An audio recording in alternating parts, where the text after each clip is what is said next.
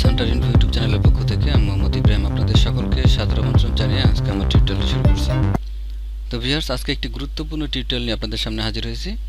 আজকে আমি দেখাবো মাইক্রোসফট এক্সেলে কিভাবে জিরো ইনপুট করতে হয়, অর্থাৎ মাইক্রোসফট এক্সেলে আপনারা কিভাবে শুরুতেই কোনো সংখ্যা বা অক্ষরের পূর্বে জিরো লিখতে পারেন, সেই প্রসেসটি অত্যন্ত সুন্দরভাবে আপনাদেরকে করে দেখাবো। তো ভিউয়ার্স, চলুন কথা না বাড়িয়ে আমরা আমাদের কাজটি প্র্যাকটিক্যালি করে দেখাই।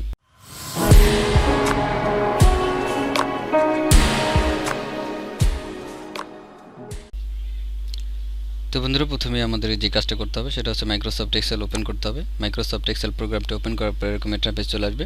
আসার পরে আমরা যে কোনো একটা সেল এখান থেকে নিয়ে নিব। ধরুন আমি এই সেলটাতে কিছু টাইপ করতেছি, ধরুন ফোন নাম্বার টাইপ করব। তো সেক্ষেত্রে 017 ধরুন আমি এই ফোন নাম্বারটা এখানে লিখব। এখন এই ফোন নাম্বারটা লিখে যদি আমি এই সেল থেকে আমি যদি অন্য সেলে এখান থেকে চলে যাই, তাহলে কিন্তু দেখবেন আমাদের যে সামনে যে জিরোটা সেটা কিন্তু অটোমেটিক মাইক্রোসফট এক্সেল এটাকে ডিলিট করে দেয়, অর্থাৎ এখানে জিরো ওরা কাউন্ট করে না। তো এখানে যদি আমার জিরো লিখতেই হয় বা জিরো আমাকে ইনপুট করতে হয়, তাহলে আমি কিভাবে করব সেই প্রসেসটা আপনাদেরকে আমি দুইটি উপায়ে করে দেখাবো। তো ভিউয়ার্স, এটার গুরুত্ব কতটুকু সেটা আমি একটু আপনাদেরকে বলে রাখি। এটা আপনার মাইক্রোসফট এক্সেলের একটি গুরুত্বপূর্ণ কাজ, অনেক হিডেন ট্রিক্স।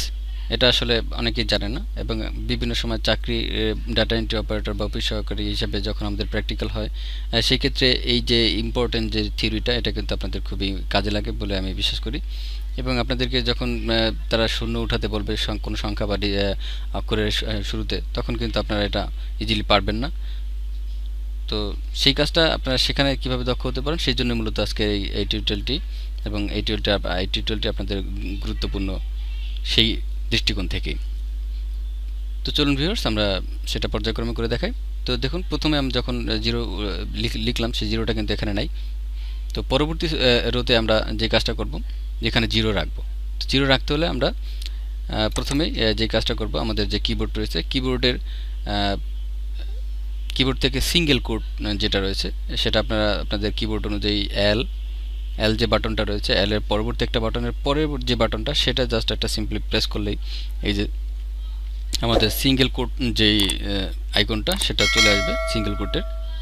সিঙ্গেল কোডটা দেওয়ার পরে আপনারা এবার আপনাদের জিরো দিয়ে সংখ্যাটা লেখা শুরু করবেন। তো এবার আমি আমার সংখ্যাটি, ফোন নাম্বারটি আবার লিখছি পুনরায়।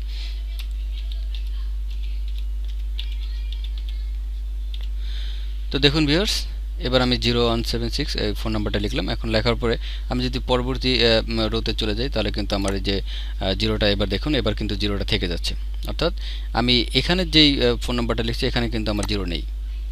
বাট পরবর্তীতে আমি যখন সিস্টেমটা চেঞ্জ করলাম, তখন কিন্তু আমার এখানে জিরো আছে। অর্থাৎ আমরা কোনো সংখ্যার শুরুতে যদি এই কোড দেওয়ার পরে জিরো লিখি, তাহলে এই জিরোটা কিন্তু কাউন্ট হবে।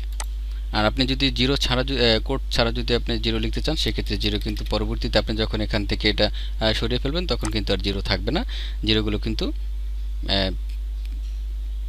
রিমুভ হয়ে যাবে। সেই ক্ষেত্রে আপনাদেরকে যে কাজটা করতে হবে, যদি কোনো সংখ্যার পূর্বে যদি আপনাদেরকে জিরো রাখতে হয়, সেই ক্ষেত্রে আপনাদেরকে অবশ্যই এই প্রথম প্রসেসে আপনাদেরকে ওই সিঙ্গেল কোড ব্যবহার করতে হবে। এটা হচ্ছে একটা সিস্টেম।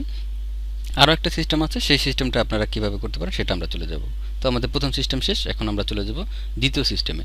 তো দ্বিতীয় সিস্টেমে করার জন্য আমাদের কিছু সেটিংস চেঞ্জ করতে হবে। সেটা হচ্ছে আমাদের উপরে দেখুন ভিউয়ার্স, এখানে জেনারেল নামে একটি বাটন রয়েছে। উপরে জেনারেল যে অপশনটা রয়েছে, এটার ভিতরে আমাদেরকে প্রবেশ করতে হবে। এটার ভিতরে প্রবেশ করার পরে আমরা এখান থেকে নিচে চলে যাব। স্ক্রল ডাউন করে নিচের দিকে চলে আসলে দেখুন ভিউয়ার্স, এখানে আমরা পেয়ে যাব টেক্সট যে অপশনটা, এটা আমরা সিলেক্ট করে দেব। এটা সিলেক্ট করে দেওয়ার পরে যে আপনি যে সেলটা সিলেক্ট করে রেখেছেন, সেই সেলটার ভিতরে কিন্তু আপনি লিখতে পারবেন। অন্য সেলে গেলে কিন্তু এখানে একটু প্রবলেম আছে। তো এটা অসুবিধা এটাই যে আপনি যেই সেলটা সিলেক্ট করে নেবেন, সেই সেলে আপনি শুধুমাত্র জিরোটা রাখতে পারবেন। অন্য সেলে গেলে কিন্তু সেটা জিরো থাকবে না। সেটা আমি দেখাচ্ছি, যেহেতু আমি এটা মার্ক করে রাখছি। তো এটার ভিতরে আগে একটু লিখে দেখাই যে এখানে জিরো থাকে কিনা। তো আমি আমার ফোন নাম্বারটা পুনরায় লিখছি। তো তো ফোন নম্বরটা লেখা হয়ে গেলে দেখুন এখানে 0 রয়েছে। আমি যদি এটাকে এখন সরিয়ে ফেলি তাহলে দেখি আমাদের 0টা থাকে কিনা। তো আমি এখানে সেলটাকে দেখি এখান থেকে সরিয়ে ফেলি, দেখুন এখানে 0টা আছে। তো এই সেটিংসে থাকার অবস্থায় কিন্তু আপনি যেই সেলটা সিলেক্ট অবস্থায় আপনি লিখবেন সেই সেলটাই 0 থাকবে, অন্য সেলে কিন্তু এটা 0 থাকবে না। সেটা আবার কীরকম দেখুন, আমরা যদি অন্য একটা সেলে যদি আবার এটা লিখি সেক্ষেত্রে কিন্তু আমাদের 0 থাকবে না। দেখুন আমরা কিন্তু এটা যদি এখন সরাই তাহলে দেখুন 0 কিন্তু আর থাকবে না। অর্থাৎ দ্বিতীয় যে সিস্টেমটা আমি দেখিয়েছি সেই সিস্টেমটা আপনাকে অবশ্যই প্রথমে এই সেলগুলোকে সিলেক্ট করে নিতে হবে, তারপর আপনি সেখানে লিখলে আপনার এই লেখাগুলো অর্থাৎ এই জিরোগুলো বহাল থাকবে। আর আপনি যদি সিলেক্ট না করে যদি লেখেন তাহলে কিন্তু এই জিরোগুলো থাকবে না, অর্থাৎ এই জিরোগুলো শুরুতে আসবে না। তো ভিউয়ার্স, আজকে আমি এই দুইটি সিস্টেম আপনাদেরকে দেখালাম। আপনারা আপনাদের বিভিন্ন ডাটা এন্ট্রি বা এক্সেলের যে বিভিন্ন প্র্যাকটিক্যাল পরীক্ষা হয়ে থাকে চাকরি বা অন্যান্য ক্ষেত্রে, সেক্ষেত্রে আপনারা অত্যন্ত সাকসেসফুলি অ্যাপ্লাই করতে পারবেন বলে আমার দৃঢ় বিশ্বাস। তো আজকে এই পর্যন্তই। আপনাদের যদি আমার টিউটোরিয়ালটি ভালো লেগে থাকে তাহলে অনুগ্রহপূর্বক আমার চ্যানেলটি সাবস্ক্রাইব করবেন এবং পাশে থাকা বেল আইকনটি প্রেস করে রাখবেন পরবর্তী আপডেট এবং ভিডিও পেতে। তো সেই পর্যন্ত সবাই ভালো থাকবেন, সুস্থ থাকবেন, এই শুভকামনা জানিয়ে আজকে আমার টিউটোরিয়ালটি শেষ করছি। খোদা হাফেজ, আসসালামু আলাইকুম।